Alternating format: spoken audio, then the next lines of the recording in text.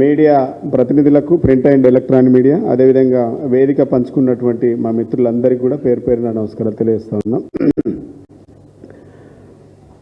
పాషమైలారం దగ్గర గత నెల కింద జరిగినటువంటి అగ్ని ప్రమాదంలో సిగాజ్ కంపెనీలో దాదాపుగా 54 మంది చనిపోయినరు, 16 మంది తీవ్ర గాయాలైనరు. దాంట్లో 5గురు తీవ్రమైనటువంటి సీరియస్లో ఉన్నటువంటి పరిస్థితి మనం చూస్తూ ఉన్నాం. కానీ కాంగ్రెస్ పార్టీ ఒక మానవీయ కోణంలో కాకుండా అవమానీయమైనటువంటి కోణంలో ఈ కాంగ్రెస్ పార్టీ చూడడాన్ని మేము తీవ్రంగా ఖండిస్తూ ఉన్నాం. అంటే కాంగ్రెస్ ప్రభుత్వానికి అవగాహన లేదు, బాధ్యత లేదు, కనీసం బాధితులకు భరోసా ఇచ్చేటువంటి దమ్ము కూడా లేదు. మనం ఎప్పుడు కూడా శవరాజకీయాలని విన్నాం. కానీ కాంగ్రెస్ పార్టీ వచ్చిన తర్వాత శవాలను మాయం చేసేటువంటి రాజకీయం చూస్తూ ఉన్నాం. శవాలు లేకుండా పోయింది. 54 మంది చనిపోతే 8 శవాలు ఈ రోజు వరకు 30 రోజులైనా గుర్తించలేనటువంటి దద్దమ్మ ప్రభుత్వం. ఆ శవాలు ఉన్నాయా లేవా, కనీసం చనిపోయిండ్రు అని సర్టిఫికెట్ ఇవ్వలేనటువంటి అసలు ఒక దుర్మార్గమైనటువంటి పరిస్థితుల కాంగ్రెస్ ప్రభుత్వం ఉన్నది. అంత చేతగానే ప్రభుత్వం. ఈ 8 మంది 30 రోజులలో 8 మంది శవాలను వెతికి పెట్టడంలో కూడా కాంగ్రెస్ పార్టీ పూర్తిగా విఫలమైంది.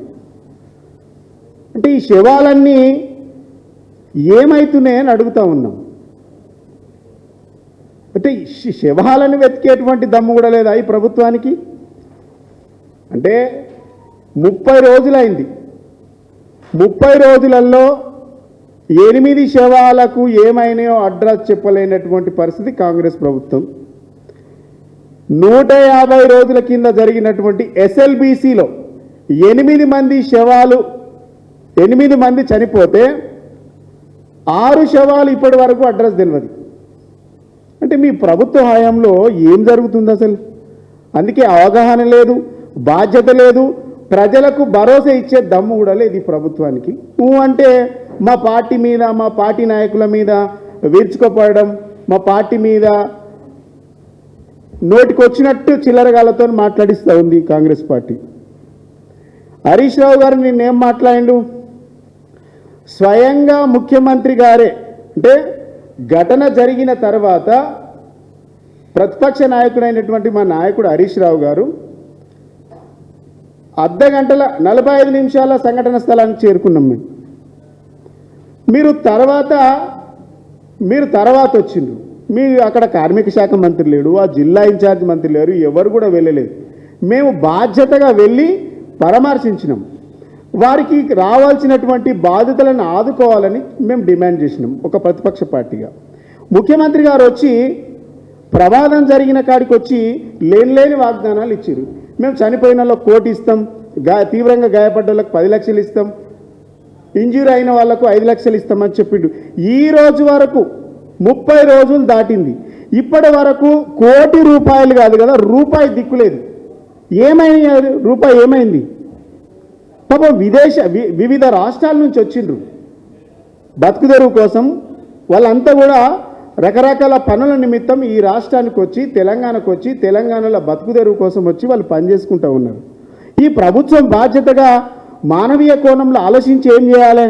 వాళ్ళకి అండగా నిలబడాలి. ప్రభుత్వం భరోసా ఇవ్వాలి కదా. ప్రభుత్వం అంటే ఆనాడు దేశం మొత్తం, ప్రపంచం మొత్తం కరోనాతో గడగడలాడుతున్నటువంటి సందర్భంలో ఈ రాష్ట్ర ప్రభుత్వం, ఆనాటి మా కేసీఆర్ గారి ప్రభుత్వం, వివిధ రాష్ట్రాల్లో ఉన్నటువంటి వలస కూలీలకు, మైగ్రెంట్ లేబర్స్కి మేము అండగా నిలబడి మేము రైళ్లు బుక్ చేసి వాళ్ళకు ఇళ్లకు పంపించేటువంటి బాధ్యత మేము ఆనాడు తీసుకున్నాడు మానవీయ కోణంలో. ఈరోజు మీరు చనిపోయినటువంటి శవాలను, ఎంత దుర్మార్గం అంటే ప్రభుత్వం ఈ మాట వింటే ఈ దేశంలో తెలంగాణ పరువు పోతుంది. సిగ్గుచేటు మనకే. రేకు డబ్బాలల్లా, నూనె డబ్బాలల్లా శవాలను పార్సల్ చేసి పంపించేటువంటి విధానం ఎక్కడైనా చూసినామా? ఫస్ట్లో మనుషులం కదా, మానవులం కదా, ఎవరమైనా పవర్ ఉన్నా లేకపోయినా మనుషులం కదా. మనుషులను కనీసం మానవత్వం చూడాల్సినటువంటి బాధ్యత ఒక ప్రభుత్వం పైన ఉంటుంది కదా. నిన్న మేము వెళ్ళినాం అక్కడ హరీష్ రావు గారితో జిల్లా కలెక్టర్ దగ్గరికి వెళ్తే జిల్లా కలెక్టర్ లేడు, మాకు టైం ఇచ్చి లేడు. నెల రోజులైంది, వాళ్ళని పట్టించుకున్నటువంటి పాపాన లేదు.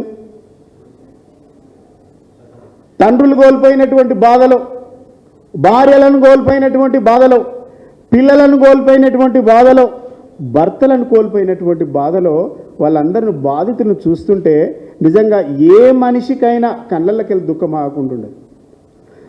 అలాంటి వాళ్ళని పట్టుకొని కాంగ్రెస్ ప్రభుత్వం చిల్లర రాజకీయాలు చేస్తూ ఉంది. మీరు ఇస్తామన్నటువంటి ₹1 ఒక్క రూపాయి ఇయ్యలే.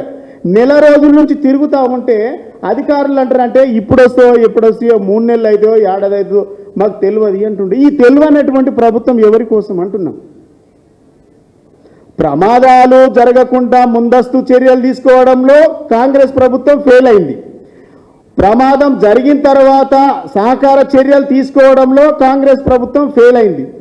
క్షతగాత్రులకు వైద్యం అందించడంలో ప్రభుత్వం ఫెయిల్ అయింది.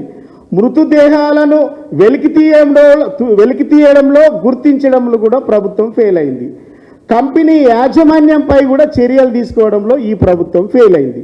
చివరకు పరిహారం ఇస్తామని చెప్పి ₹1 ఇస్తామని చెప్పి ఇవ్వడంలో కూడా ప్రభుత్వం ఫెయిల్ అయింది. ముఖ్యమంత్రి స్వయంగా ప్రకటించినటువంటి ₹1 కూడా దిక్కు దివానా లేదు అంటే ఈ ప్రభుత్వము, ఈ అధికార యంత్రాంగము, జిల్లా కలెక్టరు, ఆర్డీఓ, జేసీలు వీళ్ళందరూ ఏం పని చేస్తుండ్రు అని అడుగుతా ఉన్నాం మేము. దాంట్లో తెలంగాణ బిడ్డలు కూడా ఉన్నారు, తెలుగు బిడ్డలు కూడా ఉన్నారు. ఎందుకు ముందస్తు చర్యలు తీసుకోవడంలో మీకు చేత కాదు, ప్రమాదం జరిగినాక కూడా చర్యలు తీసుకోవడం చేత కాదని అంటే మీకు ఈ ప్రభుత్వానికి ఏం చేతనవుతుంది? ఇంతకంటే దుర్మార్గం ఏమన్నా ఉంటుందా?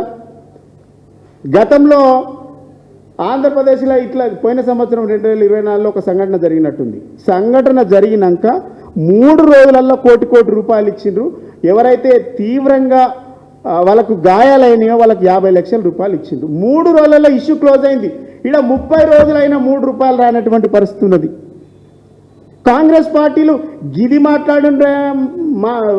మాట్లాడమంటే కేసీఆర్ను తిట్టాలి, హరీష్ రావు గారిని తిట్టాలి, కేటీఆర్ గారిని తిట్టాలి. గిదేనమ్మా జీవితం. మేము అడుగుతుంది ఏంది?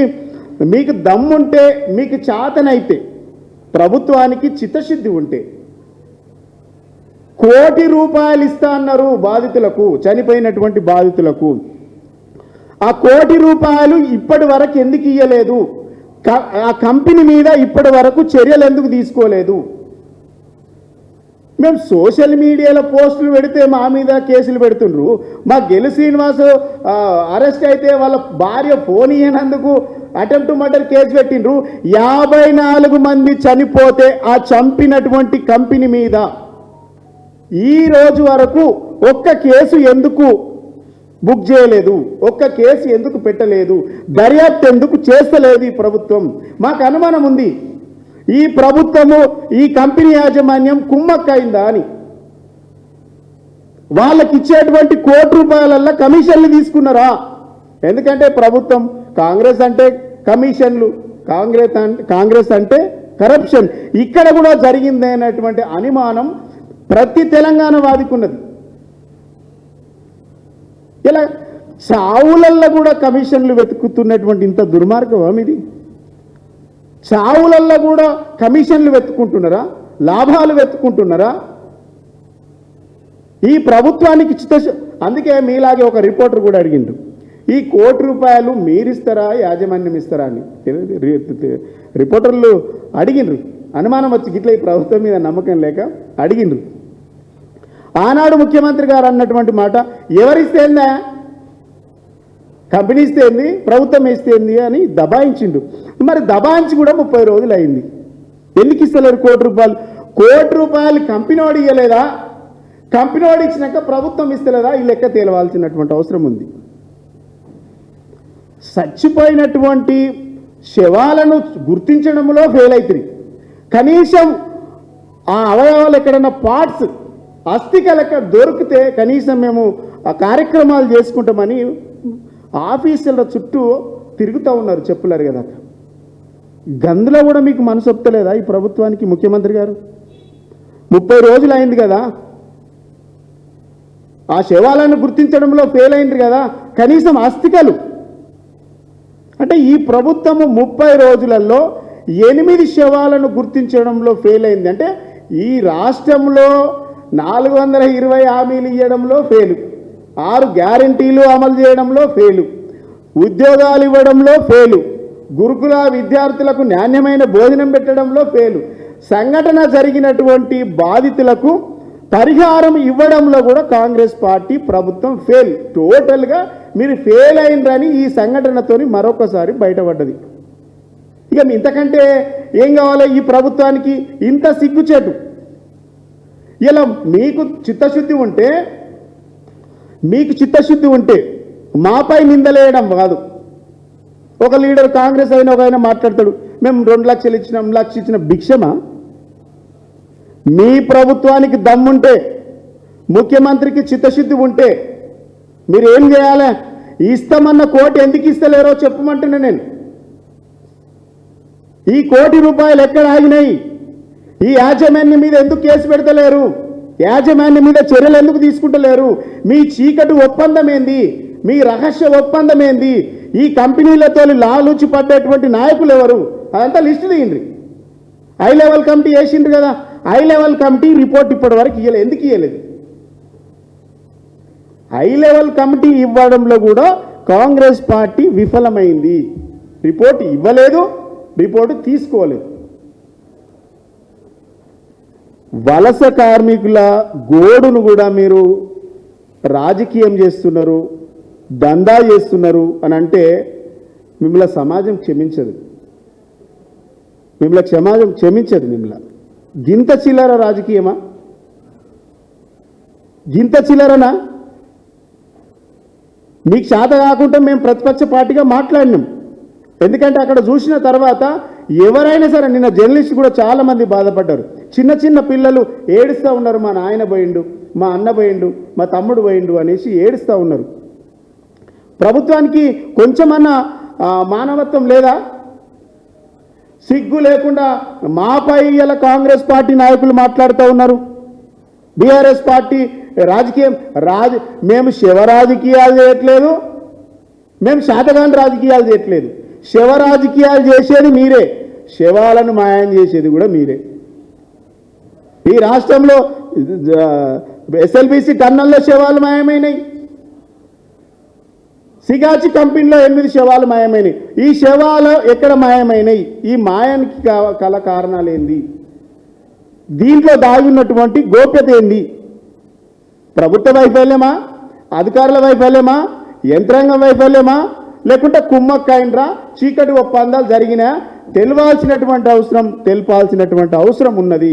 కానీ అనవసరంగా మా పైన మాట్లాడితే, మేము ప్రజల పక్షాన మాట్లాడుతున్నాం, ప్రజల కోసం మాట్లాడుతున్నాం, ఒక మానవత్వంతో మాట్లాడుతూ ఉన్నాం. మీరు పర్సనల్గా అటాక్ చేస్తూ ఉన్నారు. మీకు చేతగాక మొత్తం మీ జీవితం అంతా, ఈ 20 నెలల మీ జీవితము, మీ రాజకీయ ప్రపగండ అంతా డైవర్ట్ పాలిటిక్సే కదా. డైవర్ట్ చేసి పబ్బం గడుపుకుంటున్నారు కదా. 20 నెలల్లో నిక్కార్సిగా ఇది చేసినాం, ధైర్యంగా ఇది చేసినామని చెప్పుకునేటువంటి చరిత్ర ఈ కాంగ్రెస్ పార్టీకి, ప్రభుత్వానికి ఉందా? సమాధానం చెప్పలేక ఎవడెవరితో మాట్లాడిస్తుంటే భయపడతామా? ఏసి మీకు దమ్ముంటే సంగారెడ్డి కలెక్టరేట్కి రండి. అక్కడ పాశమైలనం జరిగినటువంటి కంపెనీ దగ్గరికి వచ్చి ఆ బిడ్డల బతుకులను ఒకసారి చూడండి, ఆ బాధితుల కుటుంబాలను ఒకసారి పరామర్శించండి. ఇలా మేము డిమాండ్ చేస్తూ ఉన్నాం. ఇప్పటి వరకు కాంగ్రెస్ పార్టీ ముఖ్యమంత్రి గారు ప్రకటించినటువంటి ₹1 కోటి వెంటనే విడుదల చేయాలి. ఇస్తామన్నటువంటి కోటి, ఆ కోటి ఎటువైనాయో తెలియదు. కోటి యాజమాన్యం ప్రభుత్వం కుమ్మక్కైందా? ఒప్పందం జరిగిందా? ఎందుకు ఇస్తలేరు? ఎవరు అడ్డుకున్నారు? ఎక్కడ ఆగిన ఈ డబ్బు? బాధితులకు ఎందుకు ముడతలేదు? దీని మీద కాంగ్రెస్ పార్టీ దమ్ముంటే మేము మాట్లాడుతున్నటువంటి మాటలకు ₹1 కోటి ఏమైనాయో సమాధానం చెప్పాలి. నెల రోజులైంది ₹1 కోటి, ₹1 ఇవ్వలేదు. ఎంబడే ఇస్తామని చెప్పిండ్రు. మీకు చిత్తశుద్ధి లేదు, పారదర్శకత లేదు, సమన్వయం లేదు. ఎందుకు ఇస్తలేరు? ఈ 54 మంది కుటుంబాలకు ₹1 కోటి వెంటనే విడుదల చేయాలని మేము ఈ పార్టీ తరఫున డిమాండ్ చేస్తూ ఉన్నాం. ఘటనపై వేసినటువంటి హై లెవెల్ కమిటీ ఏదైతుందో రిపోర్టు వెంబడే తెప్పించుకొని ఆ రిపోర్టులో ఏముందో బయట పెట్టాల్సినటువంటి బాధ్యత ప్రభుత్వం పైన ఉంది. అది డిమాండ్ చేస్తూ ఉన్నాం. తీవ్రంగా ఎవరైతే చనిపోయిన వాళ్ళు కాకుండా ఎవరైతే తీవ్రంగా తీవ్రంగా గాయపడ్డటువంటి వారు ఎవరైతే ఉన్నారో ₹50 లక్షల ఎక్స్గ్రేషియా ఇవ్వాలి. ఎవరైతే తక్కువ గాయాలతో ఇలా హాస్పిటల్లో చికిత్స పొందుతూ ఉన్నారో వారికి ₹25 లక్షల ఇవ్వాల్సినటువంటి బాధ్యత ప్రభుత్వం పైన ఉందని మేము డిమాండ్ చేస్తూ ఉన్నాం. ఇవన్నిటికీ సమాధానం చెప్పకుండా మా పైన మీరు నిందలేసి పబ్బం గడుపుకుంటామంటే డెఫినెట్గా ప్రజలు మేమేమనుకుంటామంటే మీరు ఎక్కడనో లాలూచి పడ్డారు, ఎక్కడనో గుజరాత్ కంపెనీతోని లాలూచి పడ్డారు, అందుకే ఈ బాధితులకు పైసలు ఇవ్వట్లేదు అని మేము అనుకుంటా ఉన్నాం, ప్రజలు అనుకుంటా ఉన్నారు. వెంటనే ఈ ప్రభుత్వానికి ఏమాత్రం చిత్తశుద్ధి ఉంటే బాధితులకు అండగా నిలబడాలి, బాధితులకు పరిహారం వెంటనే ఇవ్వాలి, కాంపెన్సేషన్ ఇవ్వాలని మేము బీఆర్ఎస్ పార్టీ తరఫున డిమాండ్ చేస్తూ ఉన్నాం. Thank you.